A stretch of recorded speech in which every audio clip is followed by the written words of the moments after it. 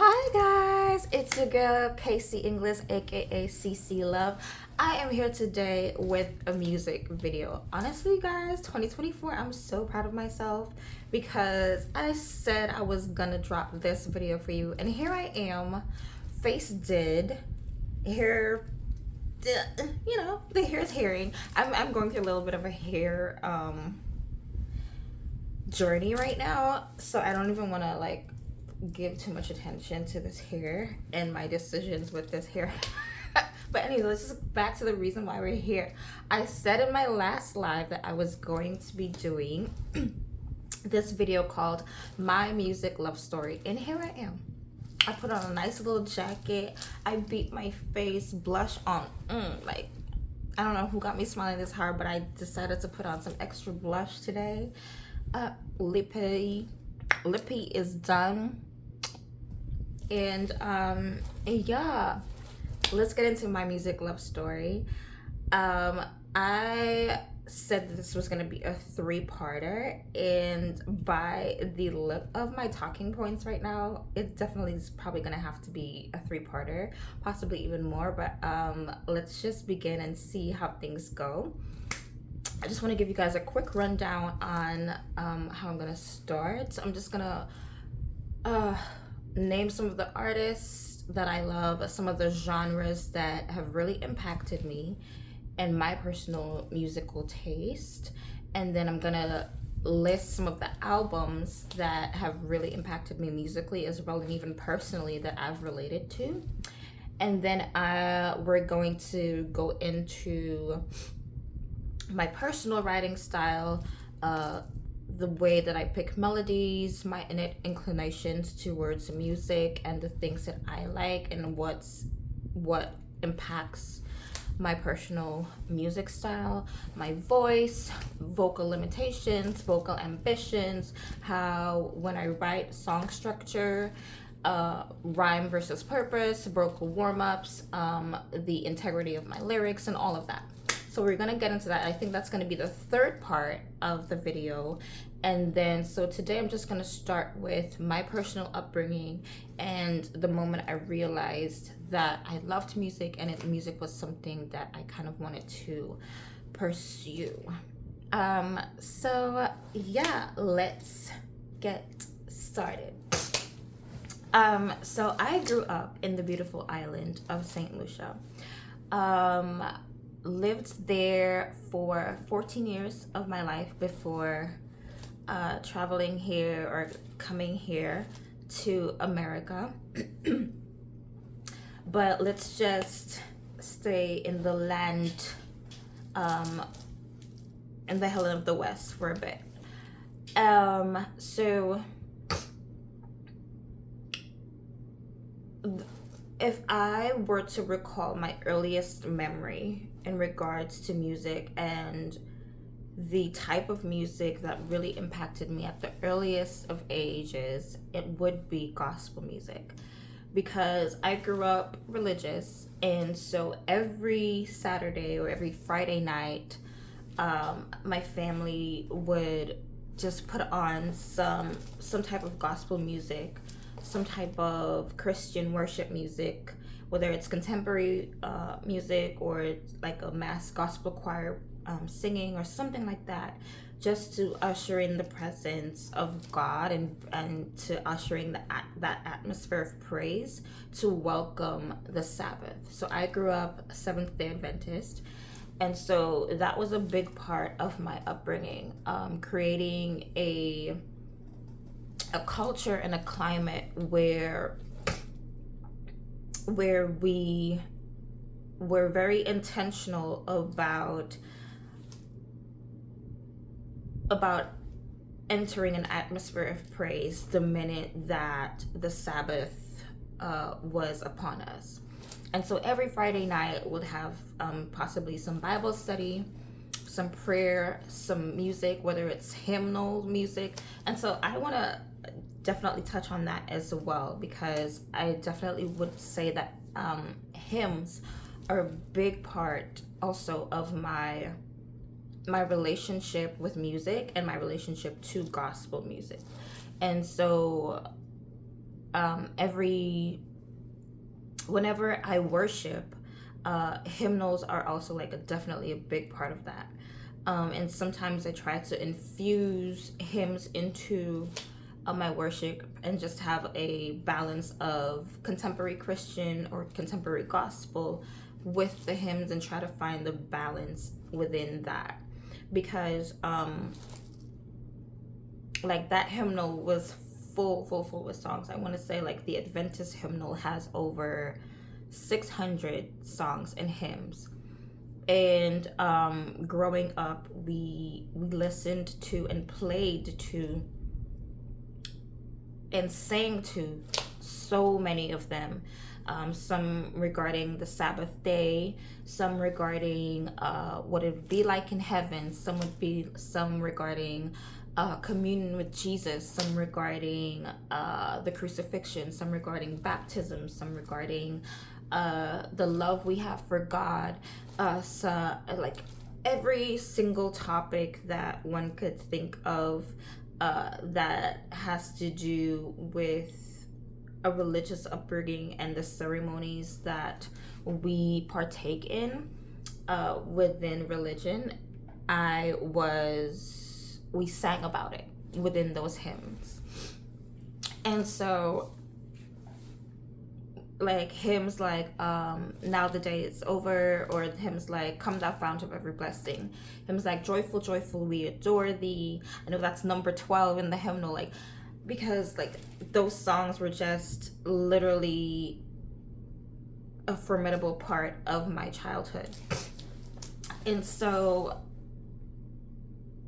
melodically, I would say that the hymns that I always loved leaned more towards the verse and then the chorus. Like the ones that I really loved, some of them were just verses. Like there was no chorus, and I still like kind of like loved those songs if the lyrics were poignant. But I always loved the ones where it was a verse, chorus, and then you go back to the verse and then and you sing the chorus again. And like those songs, because like the chorus is always the thing that catches the attention. And I noticed that at a young age with hymns. Like I always just remembered the chorus. If the verse never stuck into my mind, it was the chorus that I remembered, and that's how I memorized lyrics and learned to love songs. So yeah, like I said, Joyful Joyful number 12, Come Thou Fount of Every Blessing, songs like Sabbath Rest, Now the Day is Over, songs like oh my gosh, trying to remember them now is like a bit of a hassle, but songs such as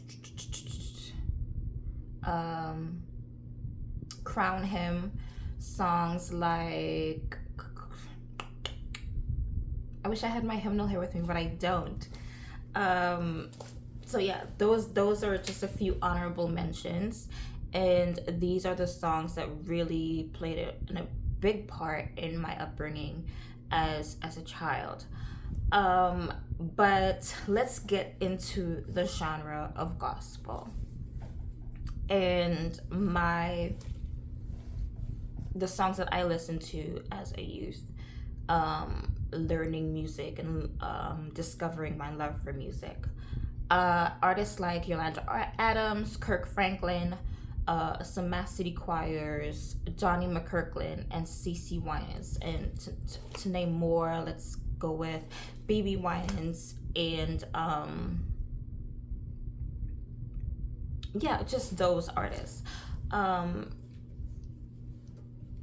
So within the gospel genre, these artists really impacted me and my love for music. They impacted the type of even my singing at a young age, because I just remember Yolanda having such a very big voice and a soprano based voice where she was able to just climb the vocal cords so effortlessly. And that was something that really enamored me as a young girl, wanting to sing, and who was part of a choir within my church as well. I was always an alto. Like I could, and once in a while I would step into the soprano section, but my comfort was within the alto bass. That was my home, that was my comfort place. My voice just felt at peace within the alto section, and there was no strain, and there was no, it didn't require much effort for me to sing within that section, which is why I definitely dabble in the soprano section, but soprano definitely is more of a challenge for me vocally. But it's definitely something that I can do, and I can attain those notes with practice and with extreme vocal warm up. But like I said, seeing Yolanda sing those rich soprano songs and being able to reach those chords was such an inspiration for me as a young girl. I absolutely loved and adored Kirk Franklin and the way that he led a choir, and the his personal relation to the songs. He was the first artist who inspired uh, me in the sense that his music was so deeply personal to his relationship to God. And so when I write, whether I'm writing gospel, whether I'm writing an R&B song, whatever genre it is, it really encouraged me to be extremely authentic in the way that I write, and to ensure that there is a hard connection in the lyrics that I am placing on the page. Even if I'm writing from a place where it's completely imaginative, where I'm trying to create a new world, where I'm trying to envision an aesthetic, or to create just something completely otherworldly, or out of what I am personally experiencing within my current life. Within that imaginative creative writing process, there will be pulls from who I am as a person. Between, if I'm describing something, if I'm describing a place or an atmosphere, it would be a place that possibly has some personal connection to me, and I'm pulling from that place of home and then venturing to the other worlds, or the deeper imaginative space of it all. And so artists like Kirk Franklin and his albums, his latter albums, and even his earlier ones where it was like mass choirs and him leading those choirs, his personal connections to the music, and the way that he wrote them, and how he wrote from a place where you could definitely tell that he has a relationship with God, and that the story that he is telling is based on those experiences that he has with God. That was a great inspiration to me in my formidable years, discovering and learning my love for music. So yes, gospel was literally the first love of mine in regards to the power of music. That's when I realized the strength that music had. That's when I realized how music has the power to bring us all together, and to create a sense of unity through sound, through melody, through lyrics. And I realized that that's something that I wanted to be a part of. It's one of the reasons that I joined the choir at an early age in my childhood. I think I was about possibly 9, or possibly even younger, 9 years old, 10 or 10, 8, 9, 10, thereabout, when I joined the choir. And it was something that I loved to do, something that I looked forward to practice on Friday evenings, or possibly if it was a Wednesday evening. it was something that I extremely loved because I completely fell in love with the idea that we're all singing the same song, but we all have our place within the structure of a choir. Like we have the soprano section, we have the alto section, and we have the bass section, and then we're all singing our parts, and it creates this beautiful harmony that simply enamors the listener and draws the attention of the listener. And that is something that I absolutely loved being a part of as a child. And so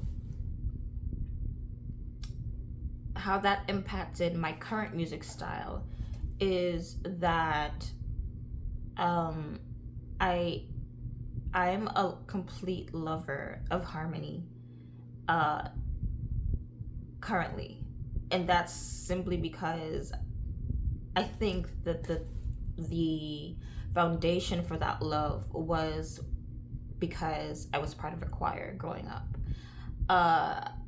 I was the little girl who was always trying to find the harmony in a song.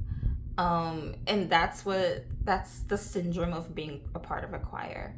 It's like you can always realize, okay, so like what's the alto version of this? If this is the bass of the song, or if this is just the regular harmony of the song, the regular melody of the song, what's the alto and what's the soprano of this? So if we're singing, joyful, joyful, Lord, we adore thee, then the soprano is joyful, joyful, Lord, we adore thee. And how and the alto of that would be like what would the alto of that be, and how would that sound all together? Like that was something that I constantly did in my youth as a child, and that was something that I that's like one of the reasons I'm completely in love with music today. The fact that like you could climb the scales and just the unison that harmony creates, but like you could completely separate each and every harmonic scale, but together it just sounds so beautiful. And it's just something that I completely fell in love with in regards to music. But yes, moving on to, so I want to say gospel was like my toddler years going into my tween years. That was like definitely a part of my childhood. I discovered possibly soca music possibly like when I was in kindergarten. I want to say probably around 9 years old. Not kindergarten, I want to say primary school. Around 9 years old, started listening or hearing certain soca songs and reggae songs on the radio.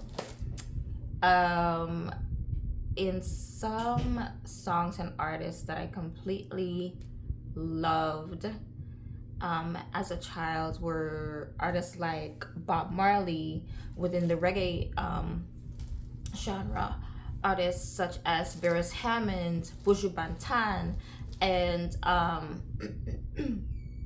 those artists, they wrote about their life. They wrote about their community, their surroundings, the things that they were seeing, whether there was a political, the political climate of their country. They wrote about love. They wrote about life. They wrote about peace. They wrote about war.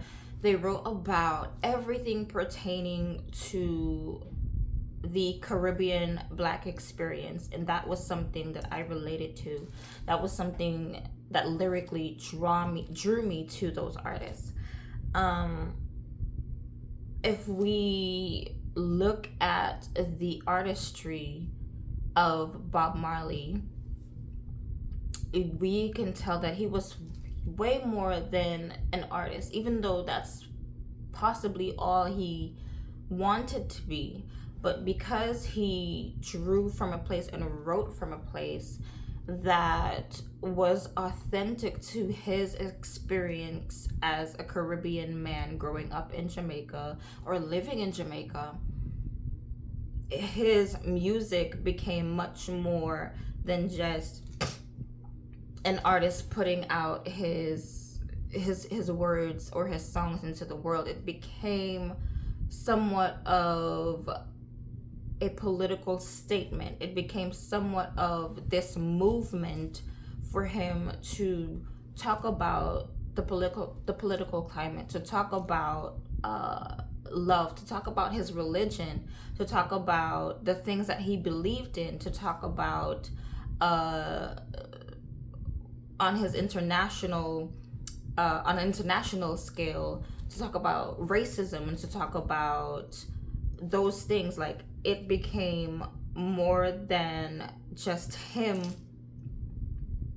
but he himself became a movement, and his artistry became a political movement. And so that is the impact that music can have when the lyricist or the artist recognizes the power that placing pen to paper has, and the power that authenticity in lyricism, how important it is to be completely authentic, the power that has as well. And I think that's the choice of every artist. You can pull from a place of authenticity. What did I say? Authenticity?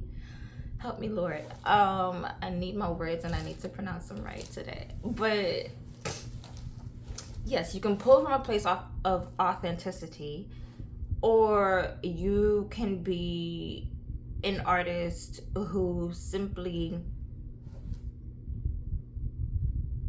lives in that imaginative space, in that otherworldly space where you create your own worlds and you write about things that are not necessarily like you create a realm of escapism for the listener and even for yourself.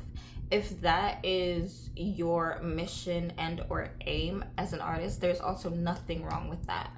But that is the decision of the artist to decide what type of impact they want to have on the world and what type of impact they want to have on the listener. I definitely think that those who draw or try to create worlds of escapism for the listener are also doing it for themselves. There's possibly something within their personal lives or own lives that they want to escape from. There's a world that they want to create that they can go to when things in their personal realities is a bit tough, or they just want to create a space where they can challenge the imaginative process and just create new worlds lyrically and musically. But those are definitely some of the major reggae artists that had or held deep importance within my musical upbringing and my musical love story. To mention a few soca artists, artists like Machel Montano, Patrice Roberts, Alison Hinds, Destra, and Kes. So when we look at the genre of soca and the aim of soca, soca is a form of music that encourages the listener to have a good time, to let loose. Okay, so let's say you're growing up in the Caribbean. You have your possible 9 to 5, maybe you have a little small business, maybe you run a little market stand, or maybe you're a fisherman, or maybe you're a school teacher, or maybe you're an electrician, whatever you are, growing up in the Caribbean. the moment you put soca music on, then you're telling your body and your mind that it's time to do away with the 9 to 5.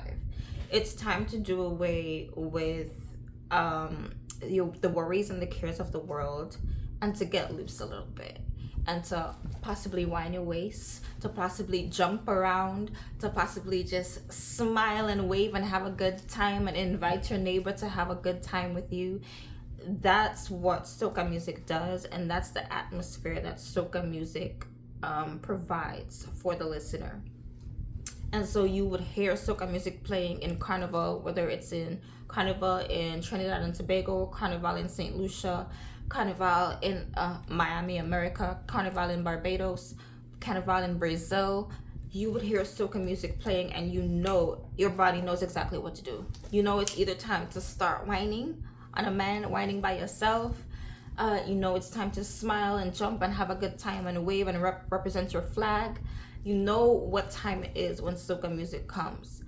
But I do want to say, even though this is what strictly soca music aims to do, there are artists within that genre of music who has taken soca lyrically to a new level, and also speak about things that are more, well, I don't want to say, because having a good time is definitely important. Let's not degrade the importance of allowing oneself to let loose and to have a good time.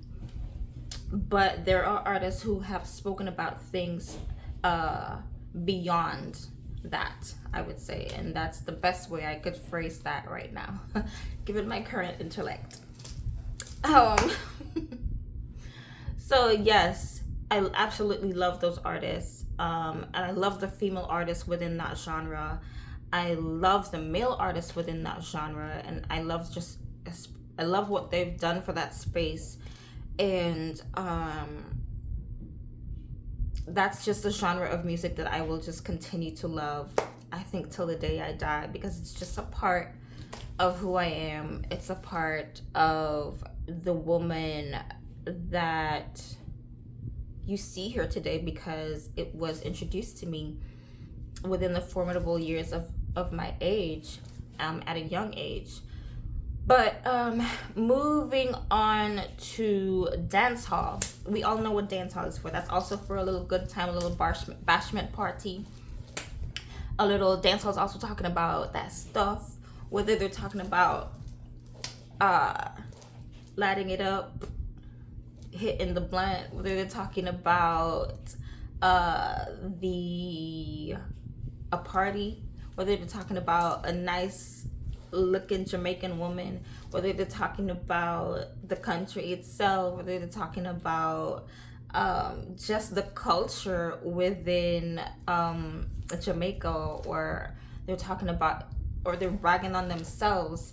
Like, dance hall also creates that atmosphere, creates that vibe, and you know what time it is. If they're talking about guns, violence, blunts, clothing, shoes, Jamaica themselves, whatever it is, like, that's just the atmosphere that dance hall creates. And artists who did that at a level that I truly appreciated at my young age were Benny Man, Movado, Popcorn. I think I said that wrong. It don't got no R in it. It's Popcorn. Popcorn, Sean Paul, Shaggy. Some newer artists like Kofi. I really love what she's doing within that space. As a woman, lyrically, I think she's amazing. And I think her voice is also quite beautiful and underrated within that space. And I think her voice allows her the ability to jump from reggae to dancehall, which is why I think she's listed in both categories. But also, her lyrical ability also provides her the ability to jump between those genres. And I think based on her vocal ability, from what I've heard from her within the reggae category, I think she could also possibly, if she wants to, take a little bite of the R&B space. because I think lyrically she can, and vocally she can as well. But yeah, those are just some of the artists that I want to mention within the reggae and dancehall category. Moving on to R&B. Artists that I completely love within the R&B category that have been great inspirations for me as a child. Chris Brown, Monica, Brandy, Nina Simone, Jasmine Sullivan, Frank Ocean. Those are just some of the artists, to name a few of them, that I think lyrically and vocally have really inspired me musically and challenged me musically, especially Jasmine Sullivan, in the way that she runs through a song and the way that she embraces the what some would consider as flaws within a vocal within vocal stylings. Like she embrace, like when her voice is raspy, she definitely like dives into that raspiness of her voice and embraces it, and possibly deeps into a falsetto and goes into a run. Like just the way that she does that and has vocal control over her voice is completely amazing to me. Nina Simone, the reasons why I love Nina Simone, I think lyrically Nina Simone is completely and utterly amazing in her writing style. But I also think while Nina Simone may not be a runner, or she may not be, from what I've heard of her, she isn't a woman who does the most with her voice, in the sense that she's like out here running through the song, or she's out here like doing, like going from A to jumping from A chord A or to C to D to E to F in within like just one line of a song. Like she's not doing that on a song, but her ability to simply render a song and to beautifully tell a story that creates a vivid picture within the listener's mind is untouched. Like she is one of the masters of that, in my opinion. And that's a reason that she is on this list. Vocally, she has taught me the power of simplicity in voice. That not every song requires the singer to like do too much. If like that's just the best way I can put it. Even though there's a time and a place to do too much. Like I love a good run. I love a good powerhouse song. I love a good song that challenges one vocally, and you have to pull from everything, not just the diaphragm, but the throat and the nose, like to get to the chord. Like I love a good challenging song like that require that the runners could run through. But Nina Simone really taught me the power of simplicity in voice when it comes to rendering a song to the audience that creates a vivid picture, that tells a story, and that really hits to the heart of the listener. Like she was a master at that art, and I love her. Artists like Brandy, vocally, oh my gosh, what Brandy can do, there's not many within the genre who can do what Brandy can do vocally. And that's really admirable to me, to create a space within a genre where you have your own little pocket, where you have your own little home, where either vocally, lyrically, or melodically, you can say that, even though there's not necessarily an official trademark in that, but everybody knows that's your little thing. Brandy has that je ne sais quoi within the R&B space, and so I love that. That inspired me greatly within my artistry, to want to create a space where I can harness a unique vibe, whether it's lyrically or musically, where I can challenge myself to create a home within the space of R&B, because some people view it as a box. Some people don't necessarily want to be genred or to place within a genre, but to create your own space within that genre is something that Brandy has done, and it's definitely something that I want to do with my music, whatever genre it's classified as. And it doesn't necessarily have to be classified as a genre of music, but I just wanted to have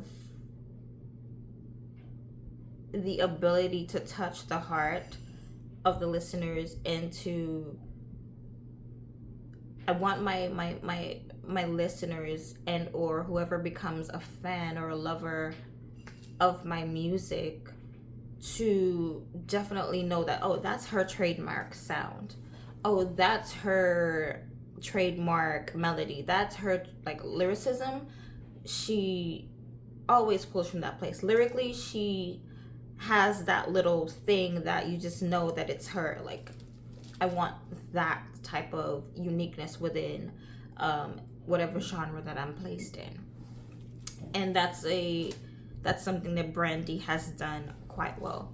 Chris Breezy, like literally my childhood crush from my secondary school years, even like my latter primary school years leading into my secondary school years. That has been my boo thing. Like, he's been my husband in my years ever since I was 12. And I loved him. Like, he was also a young little teen. So I think he was about possibly just 2 years older than me, or probably a little more older than me, but like just a young little babe starting in this space, and pulling on my heartstrings because he was out here singing and dancing and trying to be like Mike on it. Like yes, Breezy. Like, I loved him so much. And not just because he was an attractive young man who was out here, but he had the ability to sing. Like, we cannot deny the fact that his voice is a voice within the R&B space that is like a classic R&B voice. When we think about R&B voices that are powerhouses, let's go within the male space. We think about Luther Vandross, possibly Usher, or if we want to like go further back, voices like Tank, Usher, Luther Vandross. I would pull on Ray Charles a little bit, even though he's not necessarily rhythm and blues, but within that blues category. Like, that voice was like, oh my gosh, that's a voice, a powerhouse voice. Chris Brown, I definitely think, has one of those voices. It may not be as deep within the baritone stylings as a Luther or a Ray Charles, but he has a voice that is powerful and smooth. And so I think like he has a home within that space where, even though he was like a baby starting out in that space, and he had the dancing going for him, and he had his attractiveness and his like light skinnedness going for him within that space, we cannot deny the fact that he was a singer. Like, he could sing, he could run, he could vocally control his voice, he could tell a story with his voice, and he could move through a song melodically with his voice. And that's one of the reasons why I completely loved him. I didn't just love him because he was fine. I loved him because that man could actually sing my ear off, okay, and reach my heart. And so that is just another honorable mention within the artist within the R&B genre. Moving on to hip hop, got my baby J. Cole, we got my baby Biggie, got my baby Kendrick Lamar, we got Tupac, we got Lupe Fiasco. Now, if you recognize any of these artists, you recognize that all of these artists that I just mentioned are complete and utter lyricists within this space. It's lyrics first for these artists. Okay, whether it comes to the rhyming scale, whether it comes to like all the things that hip hop entails, right? The origins of hip hop, and what hip hop aimed to do at the beginning of its genre. It's always been lyrics first. It's always been about telling a story. It's always been about vividly telling a story, whether you're describing your personal whether the rapper is describing their personal upbringing, the political climate, whether they're describing the drugs and the various terms that they have for it. They're describing the slang and the culture created around the origins of hip hop, or whatever it is that they're trying to describe. Then we know that these artists are lyrics first artists, and that is definitely what hip hop should be, and that is what keeps hip hop true to its origins, when an artist is about the lyrics first. And so my baby J. Cole, whether he's talking about his first time in Wet Dreams, whether he's talking about his daughter and his ambitions for being a father, and the love that he has for his daughter, where he's talking about describing a girl and a son, like he's just gonna vividly tell that story. Whether it's Biggie or Kendrick Lamar, and he's talking about the political climate, or he's talking about his life, whether he's talking about describing love, like whatever it is, these artists are vividly and lyrically describing what it is that they want their listener to envision and to see while they're telling that story. And I also think that the artists that I just mentioned are amazing at picking beats that are going to quickly grab the listener's ear. And if you're not necessarily like, if the lyrics don't necessarily matter to you that much, like the beats is still gonna grab you, and it's still something that you can bop your head to. And I definitely think artists like J. Cole and Kendrick Lamar have that appeal where they care about the lyrics, but they definitely recognize the mainstream appeal that a beat has on the modern day hip hop listener. And so they definitely try to find the balance in creating or dropping a single that is going to grab that type of listener, or dropping a song where the beat is just gonna catch you where your head bops, like it's just gonna catch you there in that groove, but they're still gonna lyrically they're gonna decimate that song lyrically. I don't know if that's a word. If there was a word I was looking for, but let's hope decimate is a word. I'm pretty sure it is. But they're gonna completely decimate that song lyrically, while definitely driving for mainstream appeal. And so, but they haven't lost themselves or the essence of what hip hop is while doing so. And so that's why I love those artists. Lupe Fiasco is just a master of that. I think he's completely underrated as a hip hop artist in the way that he could lyrically tell a story, yet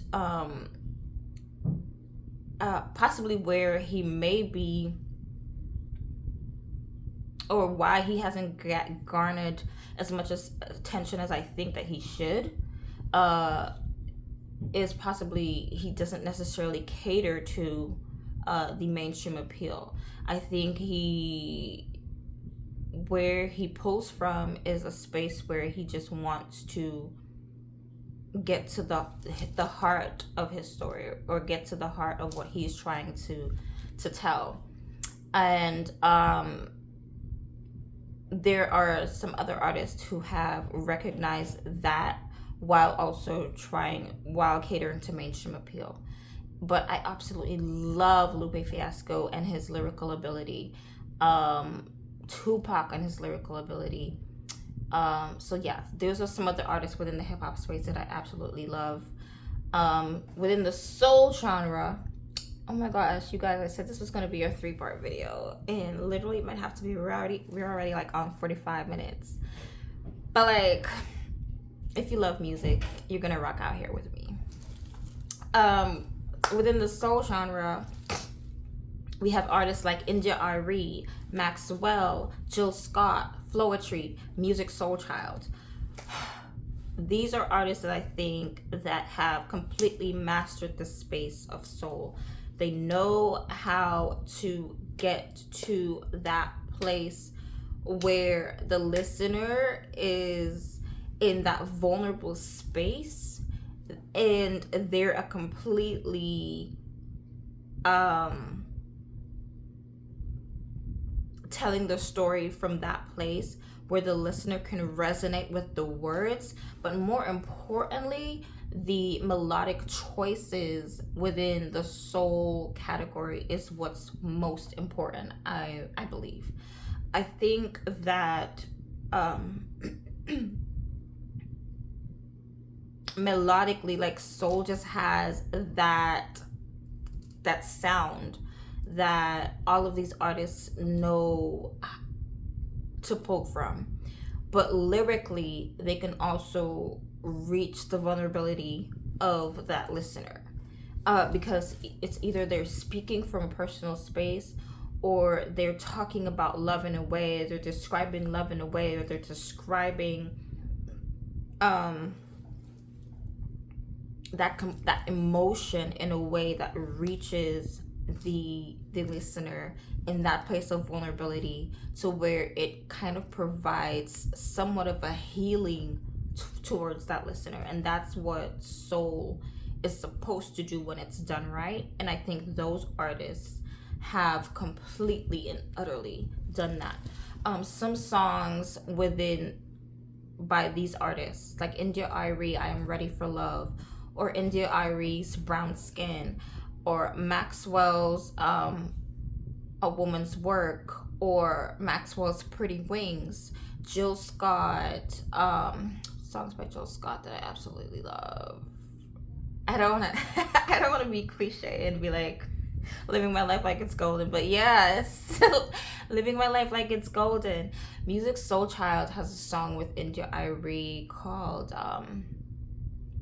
is it called Let's Get High, some Chocolate High or something like that I absolutely love. But there's music by Musiq, and I wish I could like just remember it right now, but my mind is like not giving me the music when I need it most.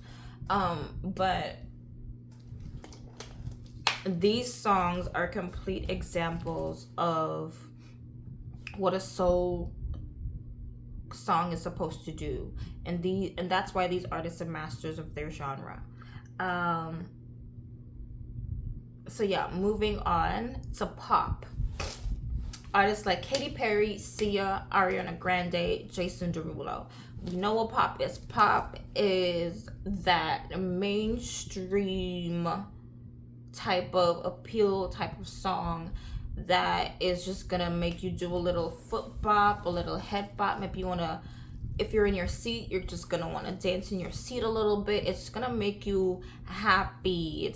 That's the song that's gonna play on the radio during the summertime. It's the song that if nobody in the car knows the artist, then it's probably like that introductory song towards the artist, or that introductory song that everybody could vibe to, because it's not necessarily too personal, right? It's not necessarily about love, or it's just about a vibe and happiness, and creating an atmosphere of like, we're ready to party, we're just ready to be happy, we're just ready to like make everyone feel included. And that's what I think pop music does, and what it should be when it's done right. And so those artists have done that amazingly. Like artists like Katy Perry with songs like Firework, like everyone in the car is gonna jam to Firework in the summertime. Like if we're on a road trip, you put on Firework. That's a classic pop song that everyone is gonna just jam out to, because she did that right. Like that's why that's an amazing song. Artists like Sia, I think Sia is an artist that's so talented that she could definitely move within genres, and vocally I think she's such a powerhouse that like she has a home in the pop space, but she could create homes elsewhere within genres. But songs like Chandelier or let's just give Chandelier a shout. But Ariana Grande with all of basically her singles have been somewhat of a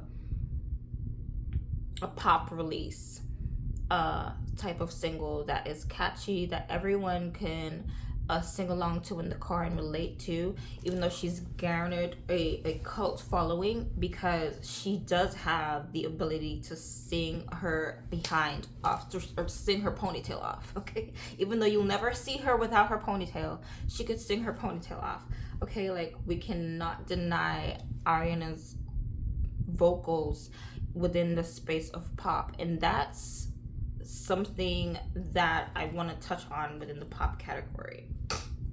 Within this category, there are artists who can absolutely sing their butt off, but it's not necessarily a requirement within that space for you to have a major pop song that climbs to the charts or climbs to number one. I think all the artists that I named here are artists who can actually completely sing. Whether if they want to run, they could run. Like Sia could run through a song, Ariana could run through a song. Katy has a beautiful voice. Jason Derulo, amazing voice. He's also an artist who could jump in and out of pop and enter into R&B and possibly even soul. However, it's not a requirement to have a residence within the pop space. But those artists are artists who intentionally create pop songs, but know that they have the vocal ability to jump in and out of that genre. But let's say like artists like LMFAO or like they would drop a pop song, but they can't necessarily sing like that. Like they can't necessarily kill a vocally challenging song like these artists that I just mentioned can. And so that's what's amazing about these particular pop artists. But they still hold true to the genre, and that's why I completely love them. Okay, moving on to blues. We have artists like Etta James, B.B. Smith, Ray Charles, Otis Redding, Bonnie Raitt. Blues. The genre of blues is a genre that is going to make you feel your feels. It's going to allow you to empathize with the singer and to just drown in your sorrows. Like that's what blues is going to do for you. The artist is going to create a song where you as the listener can resonate with the lyrics and or even the melodic stylings of that song, whether he stays in that pocket of like a deep bass and the lyrics are like also like kind of down as well, and you're already feeling down. It's like, oh my god, I could cry right now. Like that's what blues is going to do to you and for you. It's going to allow you a space to invite your depression cloud and to have a little moment with your depression cloud. And now I don't want to just categorize blues as just this category for like depression and sorrow. Like that's not essentially what blues is all about. But I think that the artists who who does blues and does blues well knows how to evoke certain emotions within its listener. And that's beyond even the lyricism. It's within the instruments that are chosen. It's within the way that the artist uses their voice, even like possibly like so certain artists staying in that raspy baritone-esque type of vocal styling, just to draw out that emotion from you as a listener. Like that's also intentional and purposeful within the space of blues, because it's all about the emotion within that space, and a particular emotion at that. And so those artists have done that completely amazingly. Etta James, with I'd Rather Go Blind. Is that Etta James? I hope that's Etta James. But even Etta James with Outlast, Ray Charles, Otis Redding, Bonnie Raitt, all of those artists, when you think of them and songs that are popularized by them, we feel our feels with those songs. And so I absolutely love that genre, and I love the artists that I just mentioned within that genre, especially BB Smith, like with the instruments chosen. And I definitely want to say it's like with vocally what blues is supposed to do, but also instrumentally what blues is supposed to do. BB Smith is a great example of that, and how just even an instrument can evoke that emotion within you and hit the heartstrings of its listener. BB Smith is a great example of that. Moving on to country music. After that, that's our last category, because these are really the categories that held great importance in my childhood and in my formidable years and in the years that I grew to love music. And then we're completely done with the first part of this 3-part series of my music love story. Country music, artists like Shania Twain, Carrie Underwood, Faith Hill, Tim McGraw, Lady Antebellum, Brad Paisley. Country, let's define country. Country music is about, when we typically listen to a country song, it's typically from an artist from the South, an artist who has pulled from that blues. If you are trying to be most authentically country, you're somewhat pulling from that blues space.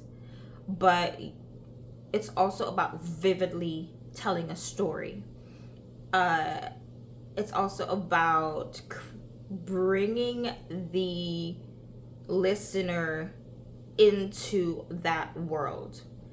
If you're describing your relationship with a man, you're talking about if he's 6'4", if he wears the cowboy boots, if he has the Levi jeans, if he has the pickup truck, if he's dark skinned and handsome, if he drinks whiskey, or if he's nice to his mama. Like all of those descriptive details that will allow the listener to get just a little peek into the story that you're trying to tell.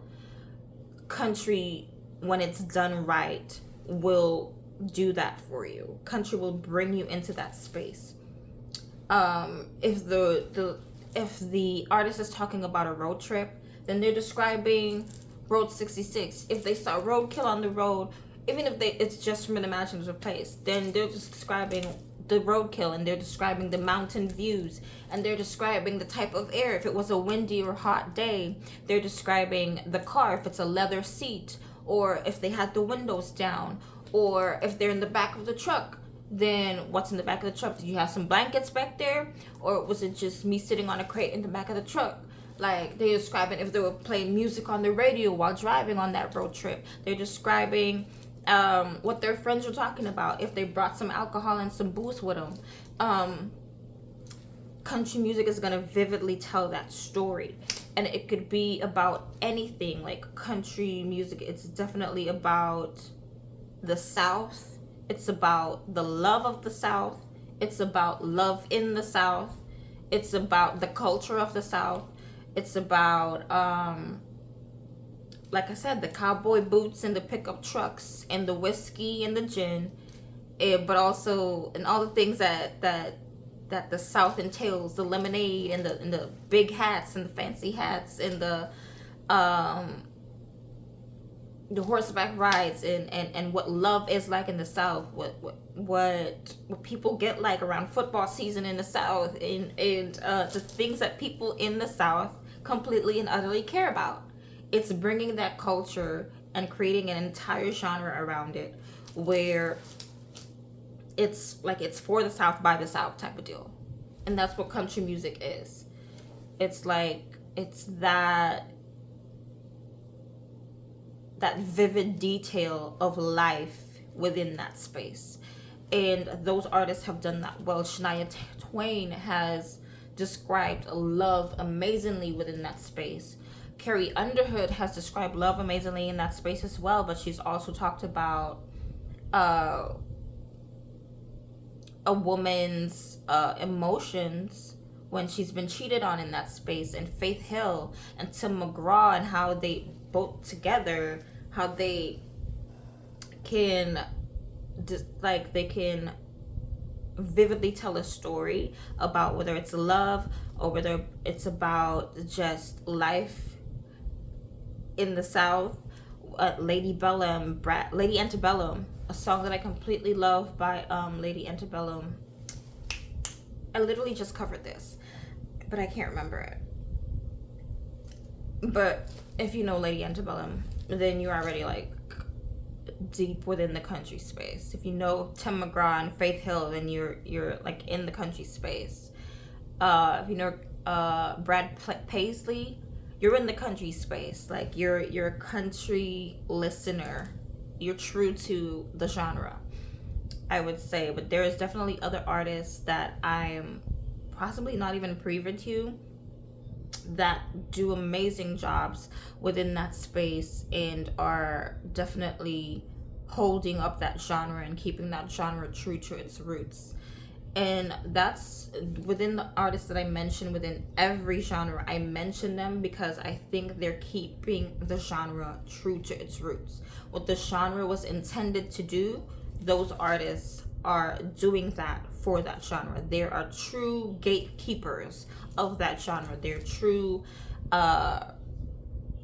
root treaders of that genre. And that's why I mentioned those artists. Yeah, you guys, it's been your girl Casey English, aka CC Love. This has been part 1 of my music love story.